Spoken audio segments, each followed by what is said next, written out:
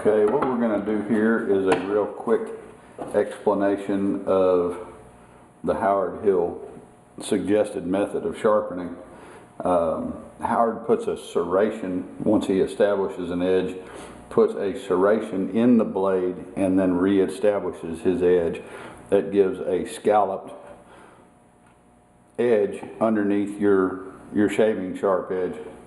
The way that I understand that you do that is you use two files, both mill cut bastard files. I start with an 8" and then finish with a 6". I then go back to the 8" to do the serrations, as it's a heavier file both in the blade and in the handle, and then finish back again with the 6".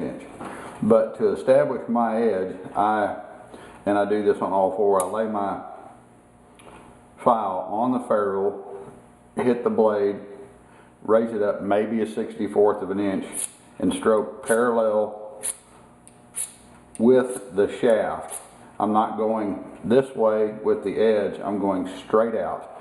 That gives you a real good cut with the teeth of the file.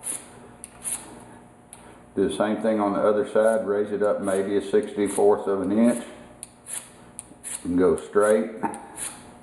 What you're trying to do at this point is to change the bevel from the factory grind to a steeper angle, somewhere in the neighborhood of 22, 23 degrees.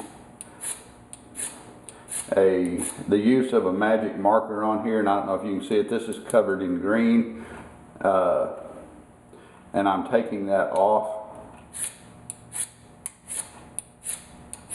I'm using the bigger file right now.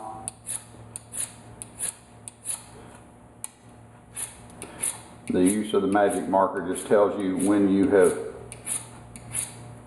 done the entire bevel, because if you can still see coating on the edge, coloring on the edge, you haven't got there yet. Okay, so this is all the coloring has been gotten off of there. I have a burr on the back edge. So I will switch to this file, do the same thing, lay it on the ferrule, roll it forward. And as I switch to the smaller file, I will do less strokes and less pressure.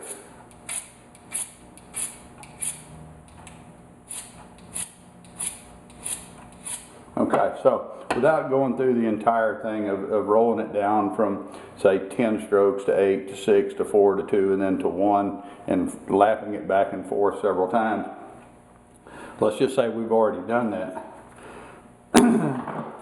I take the blade and I turn it towards me, and I take the very corner of the file. There's teeth on the edge and teeth here, and then I just get it right on the edge and just pull down.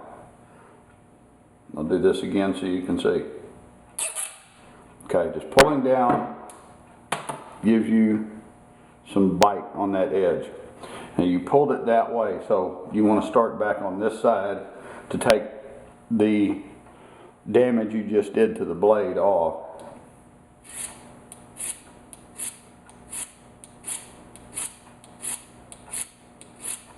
And you'll go back through your 10, 8, 6, 4, 2, 1, 1, 1, 1, 1 pattern, just like that. And then you'll go back and forth, and then you'll end up with a really sharp blade that when it hits a bone, it will help to shatter that bone, not just slice or not just veer off when it hits. The other thing I do when I'm done, once I have my blade sharp, is I coat it with magic marker.